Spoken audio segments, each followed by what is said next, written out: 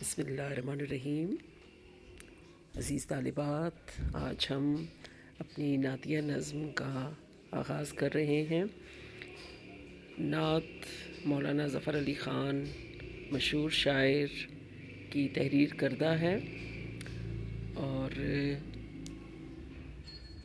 اس سے پہلے آپ کو پتہ ہونا چاہیے کہ نعت کسے کہتے ہیں۔ نعت وہ صنف سخن ہے کہ جس میں حضرت محمد صلی اللہ علیہ وآلہ وسلم کی تعریف و توصیف بیان کی جاتی ہے۔ تو آج ہم اس نظم کی تشریح شروع کرتے ہیں۔ شعر نمبر 1 ہمارے پاس ہے۔ دل جس سے زندہ ہے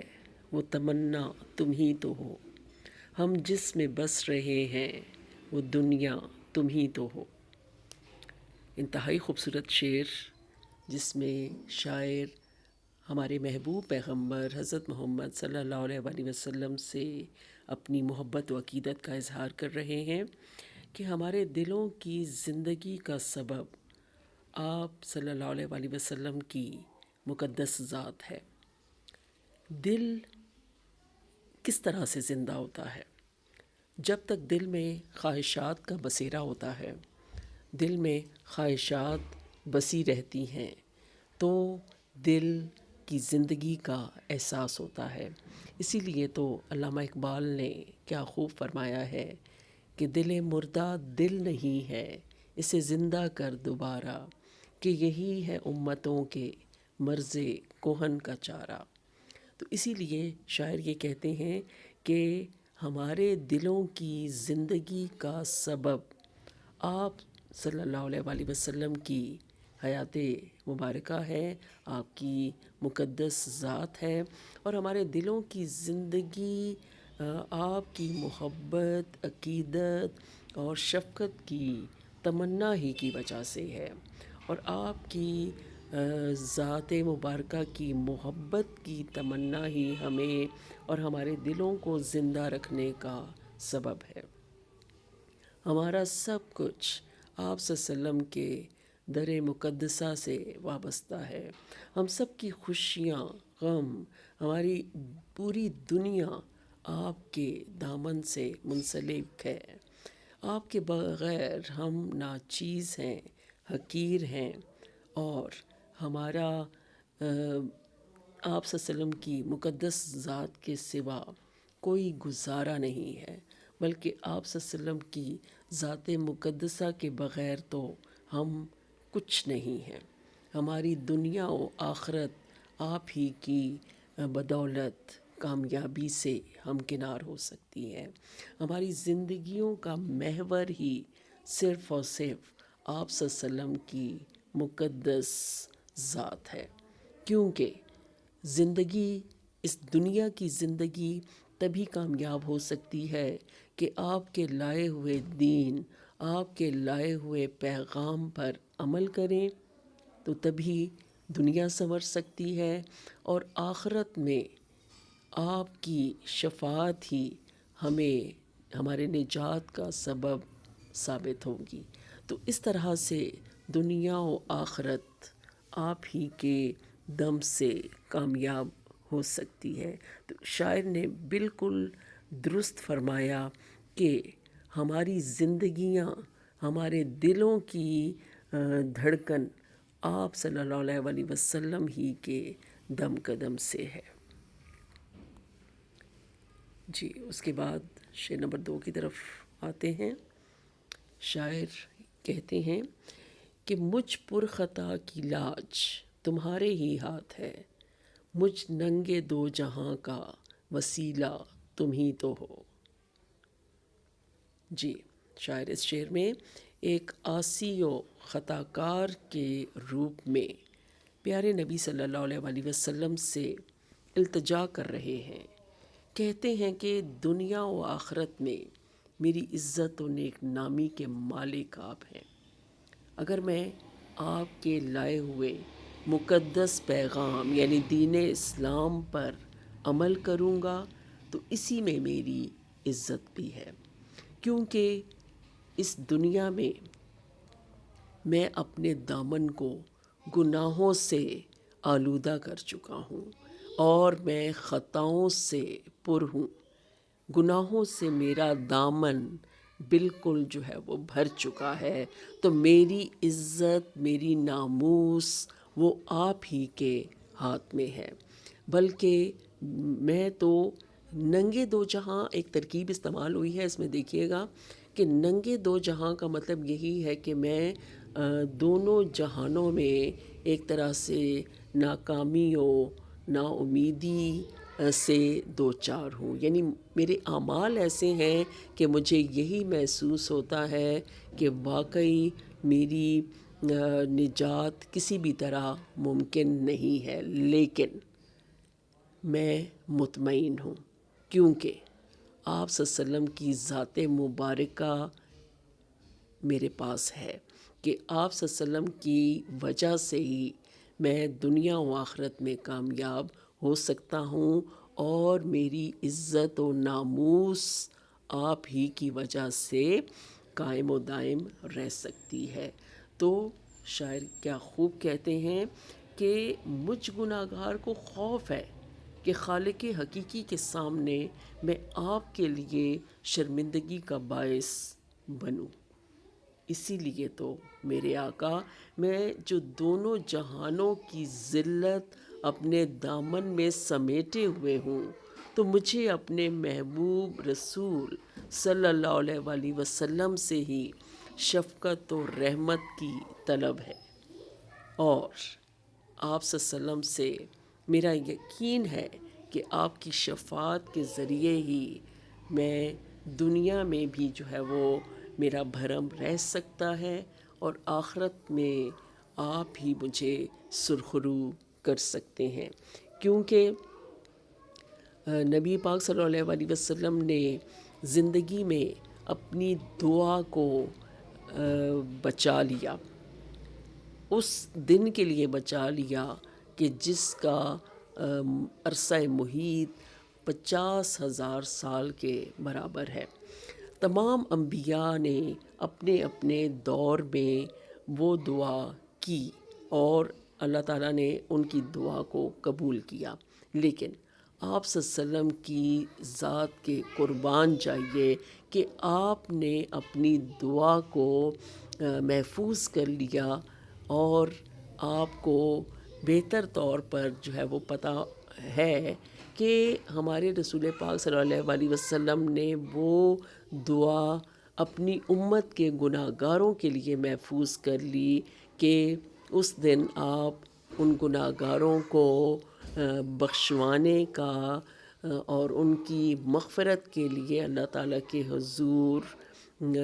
دعا فرمائیں گے، تو وہ دعا اللہ تعالیٰ کیسے رد کر سکتا ہے؟ تو اسی لیے تو ہم گناہ گار، ہمیں پتہ ہے کہ واقعی اللہ تعالیٰ کے حضور نبی پاک صلی اللہ علیہ وآلہ وسلم ہی ہماری آسانی کا سبب بنیں گے، اور آپ ہی کی وجہ سے ہم گناہ گاروں کی نجات ممکن ہوگی۔ تو شاعر کا کہنا بالکل درست ہے کہ ہم دونوں جہانوں میں ناکامی کا باعث ہیں، لیکن آپ صلی اللہ علیہ وسلم کی ذات مبارکہ ہی ہمیں کامیابی سے دو چار کر سکتی ہے۔ جی، اس کے بعد شعر نمبر 3 ہے ہمارے پاس۔ شاعر کہتے ہیں کہ پھوٹا جو سینہ شب تار الست سے، اس نور اولی کا اجالا تم ہی تو ہو۔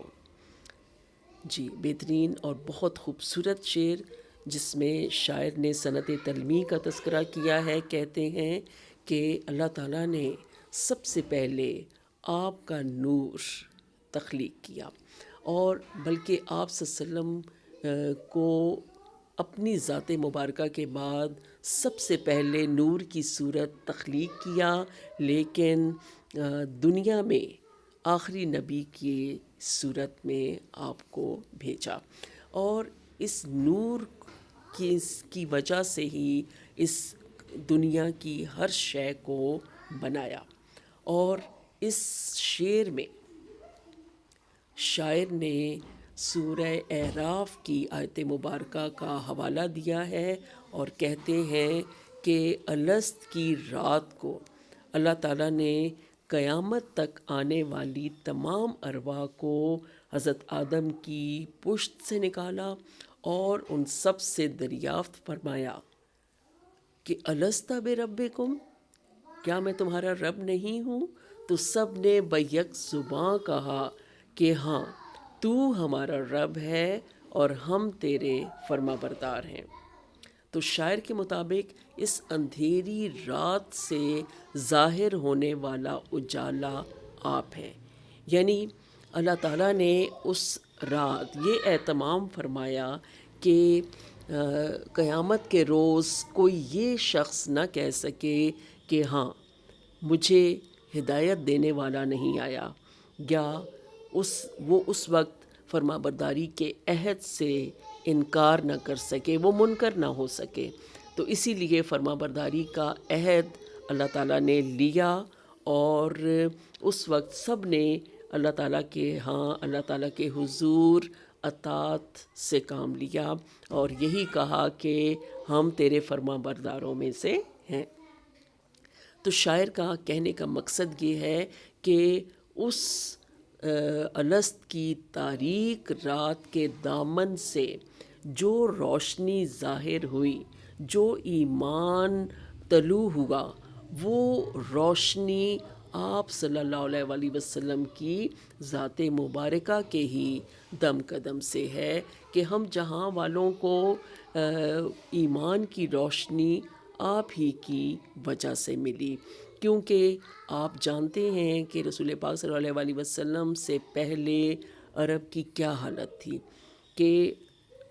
بلکہ صرف عرب ہی نہیں بلکہ ساری دنیا ہی، اہل دنیا ظلمت اور جہالت کی اندھیری اور تاریکی میں ڈوبے ہوئے تھے، لیکن آپ صلی اللہ علیہ وآلہ وسلم کی بعثت کے بعد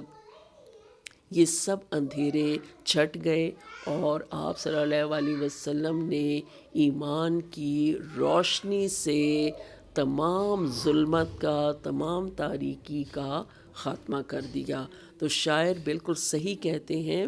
کہ پھوٹا جو سینہ شب تار الست سے، اس نور کی روشنی، اس نور کا اجالا آپ صلی اللہ علیہ وآلہ وسلم کے سوا کون ہو سکتا ہے؟ تو ایمان کی روشنی آپ ہی کے دم قدم سے ہمیں عنایت ہوئی، اور یہ سب جو روشنی ہے، یہ جو دنیا کی خوبصورتی ہے، یہ جو دنیا کی آراستگی ہے، یہ سب آپ ہی کی ذات کے صدقے ہے۔ جی، شعر نمبر 4 ہمارے پاس ہے۔ سب کچھ تمہارے واسطے پیدا کیا گیا، سب غایتوں کی غایت اولیٰ تم ہی تو ہو۔ انتہائی خوبصورت شعر جس میں مولانا ظفر علی خان فرماتے ہیں کہ اے میرے پیارے نبی، اللہ نے اس دنیا میں جو کچھ بنایا وہ صرف اور صرف آپ ہی کی خاطر بنایا، کیونکہ آپ حبیب خدا ہیں، آپ اللہ تعالیٰ کے محبوب نبی ہیں، اور اس دنیا کو بطور تحفہ آپ صلی اللہ علیہ وآلہ وسلم کے لیے تخلیق کیا گیا، اسے خوبصورتی و دلکشی عطا کی گئی، کیونکہ حدیث قدسی ہے کہ اے نبی صلی اللہ علیہ وآلہ وسلم، اگر میں آپ کو پیدا نہ کرتا تو یہ دنیا بھی نہ بناتا۔ اب یہ دیکھیے کہ اس جہاں کو پیدا کرنے کی جتنی بھی وجوہات ہیں، جتنے بھی اسباب ہیں، ان میں سب سے پہلی وجہ آپ صلی اللہ علیہ وسلم کی ذات مبارکہ ہے۔ اب دوسرا مصرع آپ دیکھیے کہ سب غایتوں کی غایت اولیٰ تم ہی تو ہو۔ غایتوں کا مطلب ہے اسباب یا وجوہات، اور غایت اولیٰ، اولیٰ اول سے ہے، اور غایت اولیٰ کا مطلب کیا ہوا؟ پہلی وجہ یا پہلا سبب۔ تو سب غایتوں کی غایت اولیٰ تم ہی تو ہو، اس کا مطلب کیا ہے کہ اس دنیا کو بنانے کی جتنی بھی وجوہات ہیں، جتنے بھی اسباب ہیں، ان میں سب سے پہلی وجہ، پہلا سبب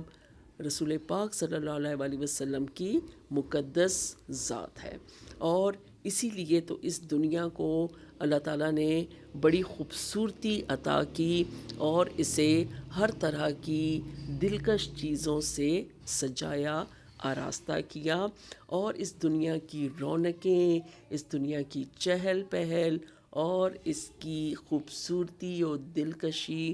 آپ ہی کے دم قدم سے ہے۔ اسی لیے تو علامہ اقبال نے کیا خوب فرمایا کہ لوح بھی تو، قلم بھی تو، تیرا وجود الکتاب، گنبد آبگینہ رنگ، تیرے محیط میں حباب۔ جی چلتے ہیں شعر نمبر 5 کی طرف۔ جی شاعر اس شعر میں کہتے ہیں، جلتے ہیں جبرائیل کے پر جس مقام پر، اس کی حقیقتوں کے شناسا تم ہی تو ہو۔ جی اس شعر میں بھی مقام انسانیت اور انسانی عظمت کا ذکر ہے۔ کہتے ہیں کہ رسول اکرم صلی اللہ علیہ وسلم کا مرتبہ فرشتوں کے سردار حضرت جبرائیل علیہ السلام سے بھی کہیں بڑھ کر ہے، اور ہمیں سمجھنا چاہیے کہ انسان تمام مخلوقات سے افضل تر ہے اور اس دنیا کا مرکزی نقطہ ہے۔ اس شعر میں صنعت تلمیح کے ذریعے شاعر نے انسان کی عظمت کو سمجھانے کی کامیاب کوشش کی ہے۔ کہتے ہیں کہ انسان مسجود ملائک ہے، یعنی وہ مخلوق ہے کہ جس کو فرشتے بھی سجدہ کرنے پر مجبور ہوئے، اور نبی پاک صلی اللہ علیہ وسلم کی ذات کو یہ اعزاز ملا کہ آپ کو اللہ تعالیٰ نے خود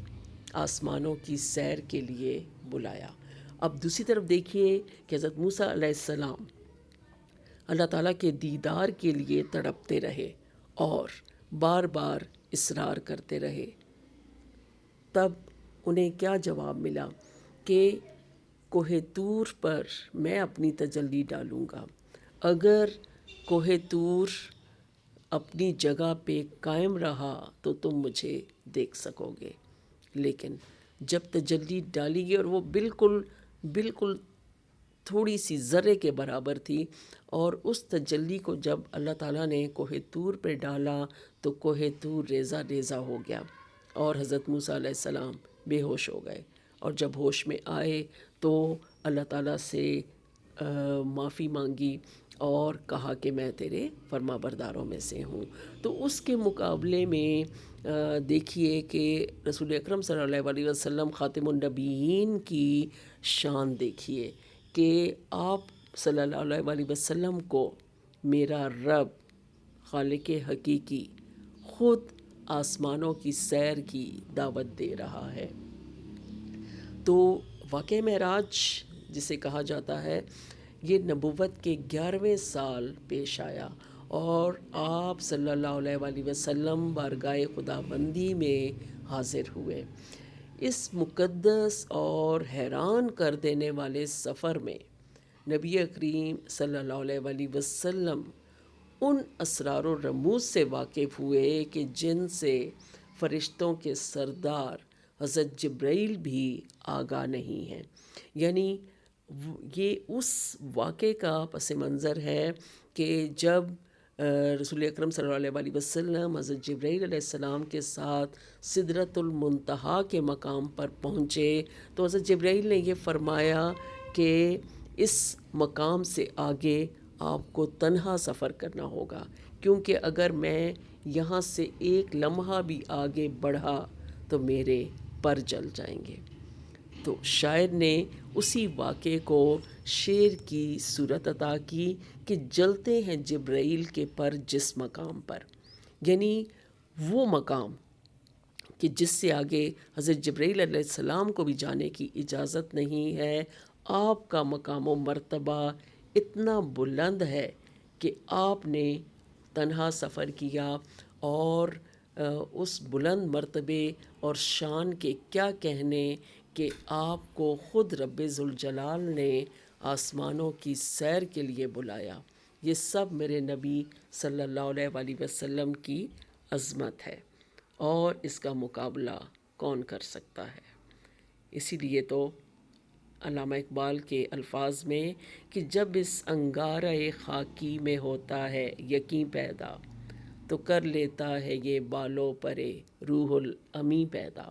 روح الامی سے مراد یہاں پہ حضرت جبرائیل علیہ السلام ہے، فرشتہ مراد ہے، کہ جب انسان یقین کامل رکھ لیتا ہے اپنے دل میں، تو تب وہ فرشتوں سے بھی کہیں آگے بڑھ جاتا ہے۔ جی، اگلے شعر کی طرف چلتے ہیں۔ شاعر کہتے ہیں کہ دنیا میں رحمت دو جہاں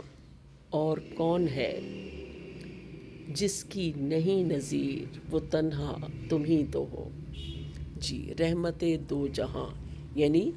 دونوں جہانوں کے لیے رحمت کا سبب۔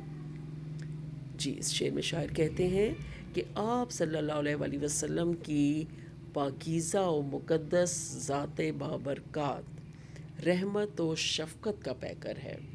اور اس کے لیے قرآن پاک کی گواہی ہی کافی ہے۔ فرمایا گیا وما ارسلناک الا رحمت للعالمین، کہ ہم نے آپ کو تمام جہانوں کے لیے رحمت بنا کر بھیجا ہے۔ اور واقعی ایسا ہی ہے کہ آپ سب کے لیے رحمت و شفقت کا مظاہرہ کرتے، رحم دلی اور نرمی کا مظاہرہ فرماتے، اور انسان تو ایک طرف، جانور اور پرندے بھی آپ صلی اللہ علیہ وسلم کی خدمت میں حاضر ہو کر آپ سے شکایت کرتے۔ ایک مرتبہ ایک اونٹ آپ کی خدمت میں حاضر ہوا، اور اس نے اپنے مالک کی شکایت کی کہ یہ مجھے بھوکا رکھتا ہے اور مجھ سے کام زیادہ لیتا ہے۔ اسی طرح سے جتنے بھی مخلوقات ہیں وہ سب آپ ہی کی جو ہے وہ رحمت کے زیر نگیں ہیں۔ تو رسول پاک صلی اللہ علیہ وسلم نے ہر ایک سے نرمی اور شفقت کا مظاہرہ کیا، حتیٰ کہ فتح مکہ کے موقع پر جب کفار کے سردار لرز رہے تھے کہ آج دیکھیے کیا معاملہ ہوتا ہے، کہ آیا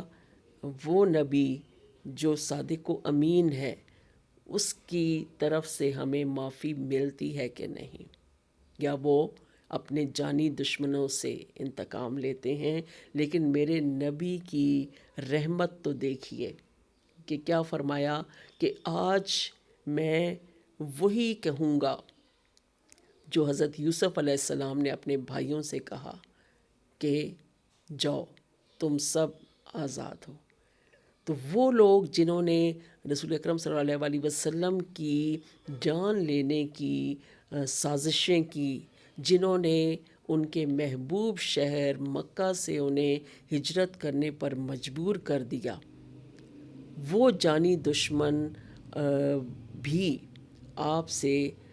رحم کی بھیک کے لیے کھڑے تھے، اور آپ صلی اللہ علیہ وسلم کی شان دیکھیے کہ آپ نے ان کے لیے عام معافی کا اعلان کر دیا۔ تو آپ نے سب سے بڑھ کر رحمت کی اور اپنے امتیوں کے لیے ایک بے نظیر مثال قائم کر دی۔ تو اب دیکھیے کہ شاعر نے کتنے خوبصورت انداز میں یہ کہہ دیا کہ دنیا میں رحمت دو جہاں اور کون ہے، اور کیسے مل سکتا ہے کہ جس کی نہیں نظیر وہ تنہا تم ہی تو ہو۔ کہ آپ صلی اللہ علیہ وآلہ وسلم کی ذات و صفات ایسی ہیں کہ آپ کی کوئی بھی مثال ہو ہی نہیں سکتی، کہ آپ نے جتنے بھی بے سہارا لوگ تھے، جتنے بھی لاچار تھے، ان سب کا سہارا آپ بنے، اور آپ کو اتنی جو ہے وہ ان سے محبت تھی کہ آپ صلی اللہ علیہ وآلہ وسلم ہمیشہ دعا فرماتے کہ اے اللہ مجھے مسکین زندہ رکھ اور مسکینوں کے ساتھ ہی میرا حشر کر۔ تو آپ صلی اللہ علیہ وسلم کی پاکیزہ ہستی کی مثال ملنا ناممکن ہے۔ کسی شاعر نے کیا خوب کہا ہے کہ تاریخ اگر ڈھونڈے گی ثانی محمد، ثانی تو بڑی چیز ہے، سایہ نہ ملے گا۔ جی آگے دیکھتے ہیں ہم شعر نمبر 7۔ اس میں شاعر کیا خوب فرما رہے ہیں کہ جو ماں سوا کی حد سے بھی آگے گزر گیا، جو ماں سوا کی حد سے بھی آگے گزر گیا، اے رہنورد جادہ اسرا تم ہی تو ہو۔ جی کیا خوب فرمایا شاعر نے۔ اور اس شعر میں بھی شاعر نے صنعت تلمیع کا ہی ذکر کیا ہے، اور فرماتے ہیں کہ آپ کو رب ذوالجلال نے معراج کی رات اپنے پاس بلایا، اور آپ نے، آپ کی شان اقدس ہے، آپ کا بلند مقام و مرتبہ ہے کہ آپ کو اللہ تعالیٰ نے خود آسمانوں کی سیر کی دعوت دی۔ یہ سفر 2 مرحلوں میں طے پایا، مسجد الحرام سے مسجد الاقصیٰ تک، اور اس کے بعد دوسرا مرحلہ شروع ہوا، اور 7 آسمانوں پر انبیاء سے ملاقات کے بعد آپ سدرۃ المنتہا کے مقام پر پہنچے، اور اس سے آگے تنہا سفر کیا۔ اب آپ دیکھیے کہ یہ سب اللہ تعالیٰ کی رحمت ہے، کہ اللہ تعالیٰ کی رحمت کے تحت، اللہ تعالیٰ کی عنایات کے تحت آپ نے وہ مقامات دیکھے کہ جن سے اللہ تعالیٰ کی ذات کے سوا کوئی بھی واقف نہیں ہے، اور وہ مقامات کہ کسی انسان کی عقل ان حدوں تک پہنچ نہیں سکتی، نہ ہی ہم سوچ سکتے ہیں کہ وہ جگہیں، وہ مقدس مقامات کیسے ہیں۔ یہ سب ہمارے پیارے نبی حضرت محمد صلی اللہ علیہ وسلم کا ہی عظیم مرتبہ ہے۔ بے شک آپ مقام و مرتبے میں سب سے آگے ہیں اور بلند ہیں۔ تو اس شعر میں بھی شاعر نے صنعت تلمیع کے حوالے سے واقعہ معراج کا ذکر کیا کہ جو ماں سوا کی حد سے بھی آگے گزر گیا، یعنی آپ ایک انسان کی، ایک بشر کی حد کیا ہو سکتی ہے؟ یعنی انسان کا اختیار اتنا ہی ہے کہ جتنا اللہ تعالیٰ نے اس کے لیے مقرر کر دیا، لیکن آپ صلی اللہ علیہ وسلم کو وہ سواری ملی، وہ براق ملی کہ جس پر سوار ہو کر آپ آسمانوں کی سیر کے لیے گئے، آپ اپنے رب ذوالجلال سے ملاقات کے لیے گئے، تو آپ کی ذات مبارکہ کی اس حوالے سے تو کوئی مثال مل ہی نہیں سکتی۔ تو مبارک سفر، اور اس سے بڑھ کر بھی پاکیزہ مسافر۔ تو کیا کہنے اس سفر کے کہ جو رب ذوالجلال نے آپ کی قسمت میں کیا۔ واقعی نبی پاک صلی اللہ علیہ وسلم جیسا کوئی اور نہ تو تھا، نہ ہے، اور نہ ہو سکتا ہے۔ آپ کی نظیر ملنا مشکل ہی نہیں، ناممکن ہے، اور یہ سب میرے نبی کی شان عظیم ہے۔ اس کے ساتھ ہی